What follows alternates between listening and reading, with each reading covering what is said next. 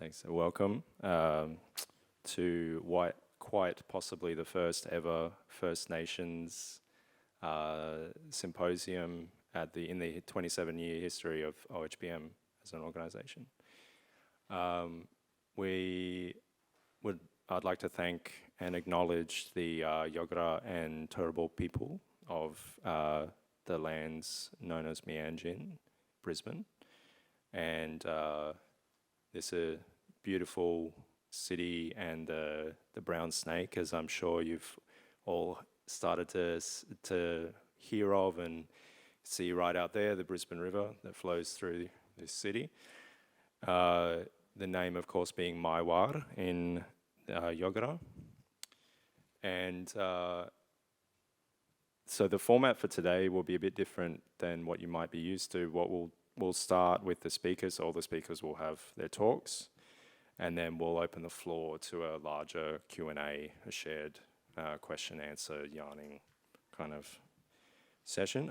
So please join me in welcoming our esteemed speakers for a unique opportunity to learn about fantastic First Nations research in the Pacific region. So first, we have Leigh Potter, who is the Chief of Operations and a co-founder of Mahi Research Institute, a not-for-profit organisation based in Tairawhiti, Aotearoa in New Zealand. With a background in radiology and health service leadership, she transitioned into research in 2018 and played a pivotal role in establishing Mahi's MRI clinical service, operations and research partnerships. She's deeply committed to uplifting health equity for Māori and rural communities and brings nearly 30 years of experience in medical imaging and operations. Wendy Mahi is a research associate at Mahi and leads the methamphetamine project, a kaupapa grounded in Mātauranga Māori, focused on intergenerational well-being, resilience, and the experience of loss. She's passionate about amplifying kaupapa Māori approaches within health and neuroscience research. Both Leigh and Wendy bring operational leadership and culturally grounded research to their work at Mahi, with a shared commitment to innovation and Mātauranga Māori alongside the communities they serve. And unfortunately, Guy Cameron couldn't make it today, so he's online, but we have Jennifer Rumble, and Guy Cameron together lead the Deadly Images project at the Hunter Medical Research Institute and the University of Newcastle. Their work focuses on reducing scanner anxiety for Aboriginal kids, which is a critically unmet need in the community. Guy and Jen both have extensive cultural knowledge they are bringing into research in MRI and building capacity in the Indigenous Australian community. Please welcome our first speaker, Leigh.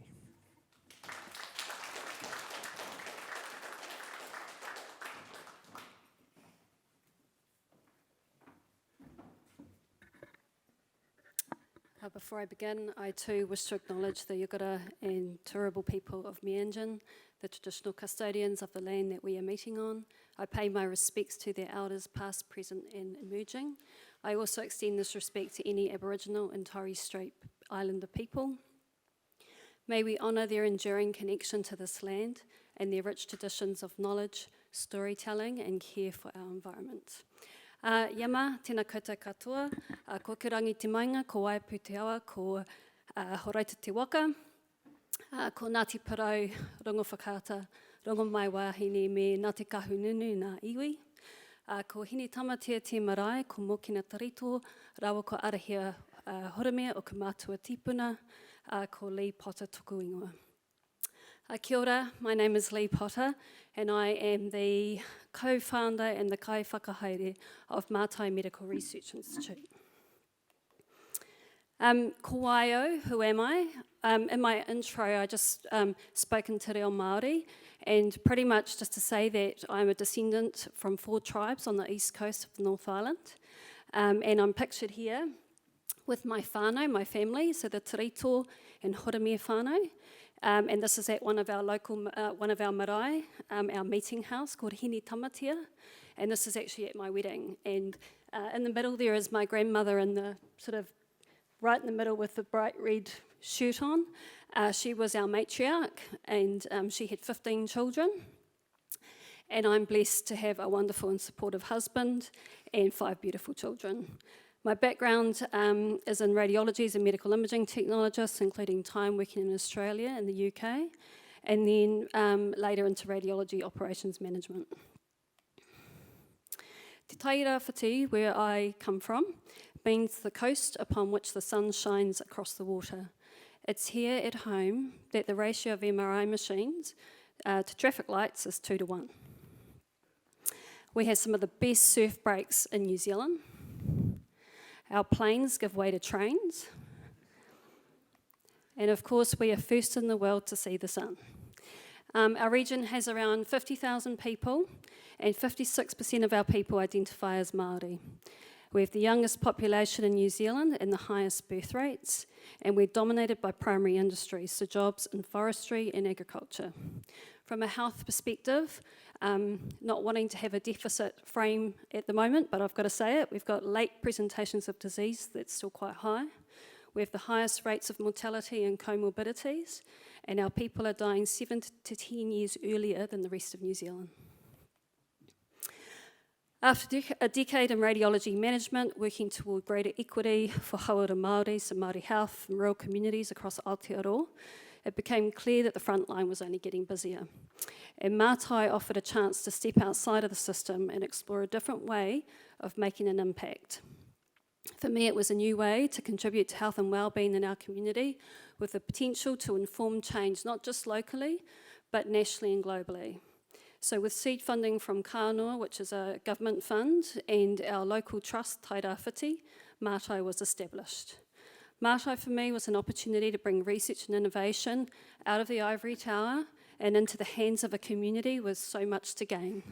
And so much for us, so much to teach us in terms of our community in return. We wanted to provide equity of access to an advanced MRI scanner. A scanner like the one at Mātai would usually be reserved for the big cities and the universities.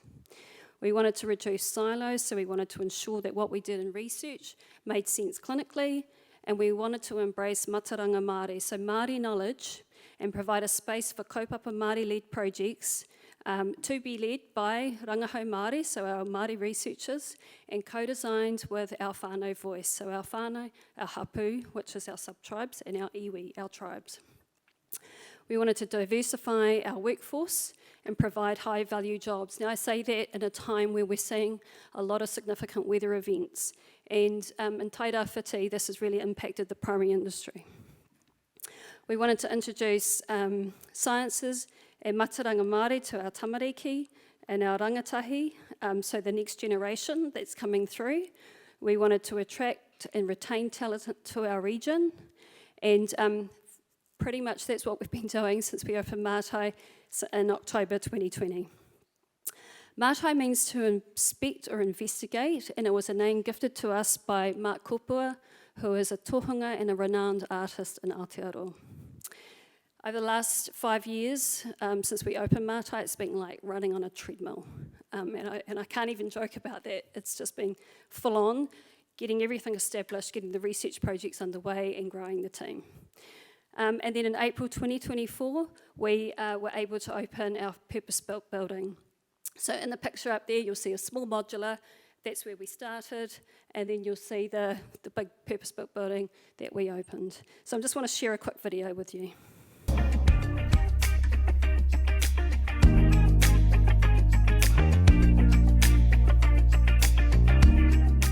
Well, whānau, I'm joined by the COO, the Chief Operations Officer, Leigh Potter. Kia ora, Leigh. Kia ora. Thank you for bringing us into Mātai. For those of us that weren't fortunate enough to be here at the opening, just reflect on that day. Me Mātai whakmua, have a look back. It was a wonderful morning. It was a wonderful morning. I think the really special thing about the opening day was the karakia in the morning. For me, it really filled my spirit and was a good way to open our whare. Formally declare Mātai open. Ko mai te paki. Beautiful day, wonderful turnout from our community. So very humbled by all those in the community that came to support Mātai and the mahi that we're doing and celebrating the opening of our whare. And what a beautiful whare it is. It has been, 3 years in the making? Yeah, I would say probably it was there right at the beginning of the dream. Sure. But with COVID, we had to move really quickly, Yeah. and so we had to set up 2 facilities, one that housed the 3T MRI at the hospital. The one that I visited Yes. a couple of years ago, yes. And we had a small facility in town, and as we grew over those years, it became quite squished, and we really needed to make this whare happen. So this is still very dreamy for us, having gone from 2 facilities into 1. But as you say, she's pretty magnificent, and we've been very blessed by all our local schools who have given in terms of their artwork to really uplift this space. Some of it behind us at the Yes, moment from our Gisborne Girls High School. Girls High, that's correct. Some of our master carvers who have done some carvings for us as well. And I just want to acknowledge our community, because having something like this will go nowhere if you don't bring your community in and along with you on the journey. So just a tautoko, our people back home. We purchased a 3T Signa Premier with XT gradients from GE Healthcare. I talk to my people, I tell them this is the Lamborghini, that we needed the latest hardware and software to ensure that we remain cutting edge with our research.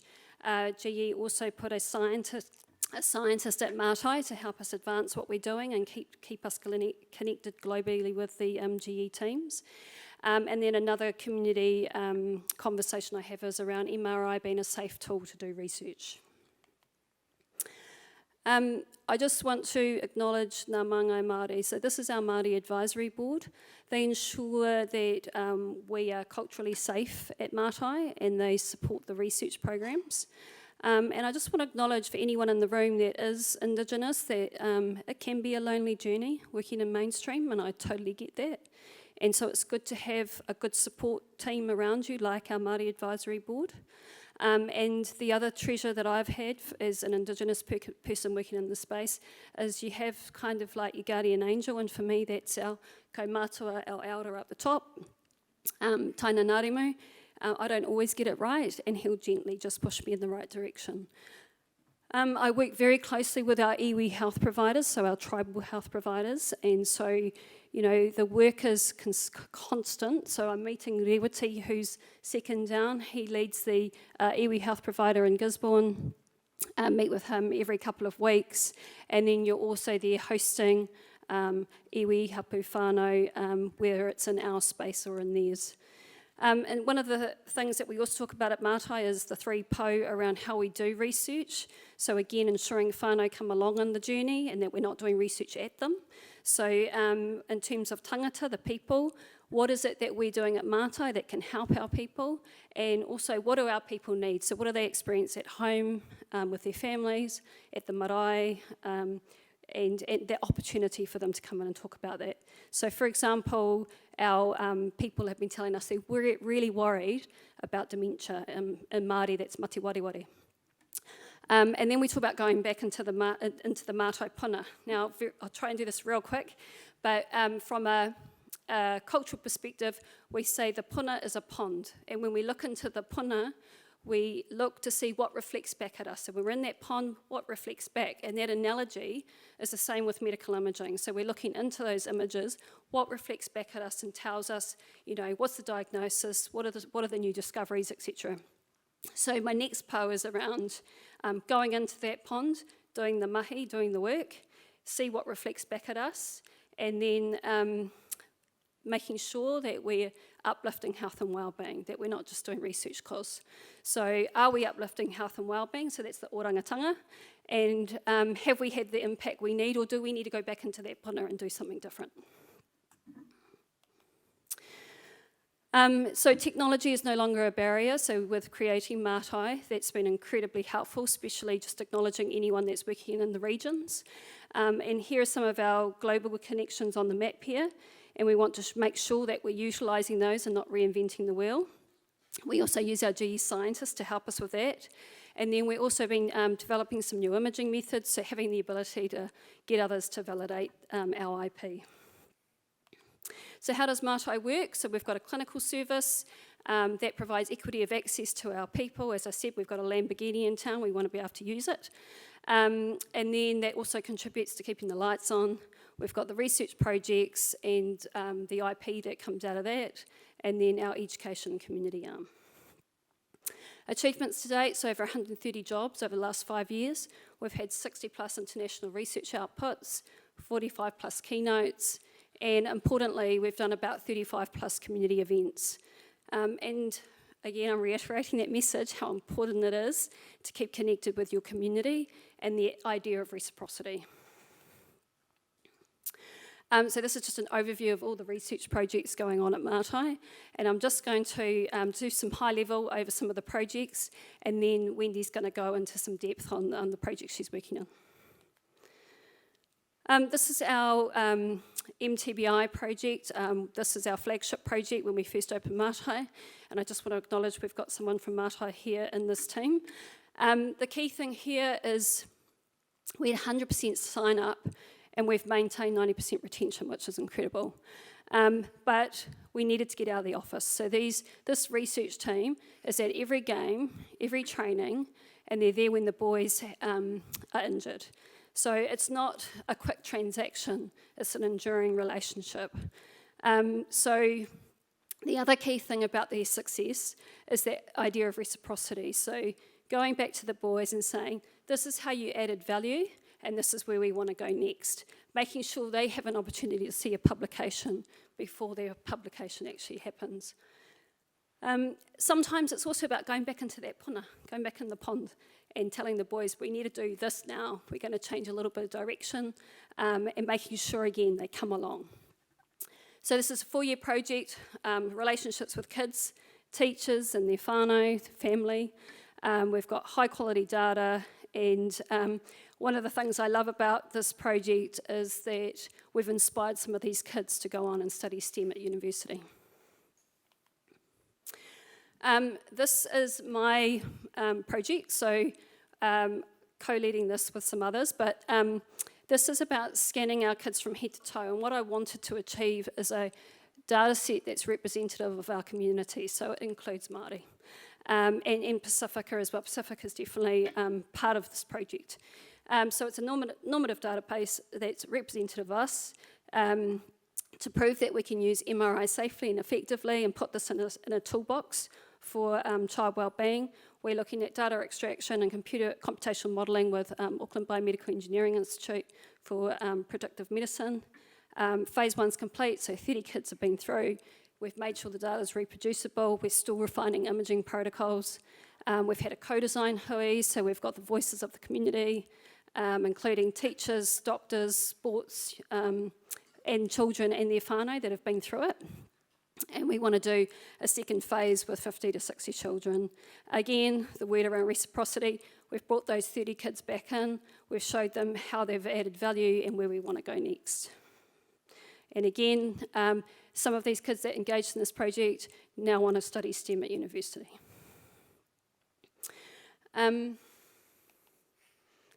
This one here is a kaupapa Māori-led project, so I've been working on this one alongside one of the iwi health leaders. Sorry, not iwi health, he's an iwi leader of Rongoa Whakaata, Teina Moitara. And this idea is about flipping that deficit narrative, because we all know radiology is usually all about deficit, something's wrong and we need to find out what's going on. This is about what if someone has good connection to their identity, to their place, space, their genealogy, their spirituality, the stories as part of who they are, and can we show that on MRI? So we put that into an intern project, and we've just run the first lot of data using waiata that they can't connect with, right through to waiata that they're very connected with, and we hope to grow that some more. So there's more to come on that project, but that's very exciting. And then here's a couple of MRI imaging methods. Our research director, Dr. Sam Holdsworth, she's leading the amplified MRI. And just to say that we've got collaborations with the likes of Shinga, Stanford, Macquarie, and the Mayo Clinic. And the application there is around concussion, Chiari malformation, and dementia. And then another imaging method is around ultra-high contrast, targeted MRI, Again, several sites, Harvard, Stanford, Mayo, etc. And ultra-high contrast, high level, its MRI manipulates the MRI scan parameters to enhance the contrast between specific tissue types, and this makes it easier for us to detect changes in soft tissue. And Wendy's actually got some images with this method as well. Passion of mine is the investment into the Mahi STEM pipeline, so working with students while they're at school and to direct them into school leaver scholarships and then let them know they can come back as summer interns. And hopefully once they've completed their degrees, we can bring them back to region, either through PhDs, masters. A lot of them are doing medicine as well, and medical imaging. But importantly, when we have the interns back, we get them among the community. They're out there. It's a holistic intern program. They're with the iwi health providers. They're up at the hospital singing waiata with the patients and the kaumātua, the elders up there. And they're in lots of research community spaces. So the feedback from them has been the opportunity to reconnect with their own family and with the rest of the community after being away at uni, and then the motivation to return home and give back to their community. Sorry, the motivation to go back to uni, to return home with their tohu, their degree, and give back to their community. So finally, just to say, still dreaming big. This is the future for our site at Mahi with a little yellow building, and this is what we want to build. So ecosystem of like-minded organisations, like a mini Mayo. Campus for research and innovation, not necessarily just health, and to continue to uplift the region and make sure that our kids have got jobs to come home to. Sorry, my voice is, I feel like I need a water. So thank you to all the organisers of the OHBM conference, and especially like to acknowledge Jennifer Rumble, Nikitas Kousis, Guy Cameron and Michael Breakspear for inviting us to speak. And now it's time to dive a little deeper into one of our Matai research projects.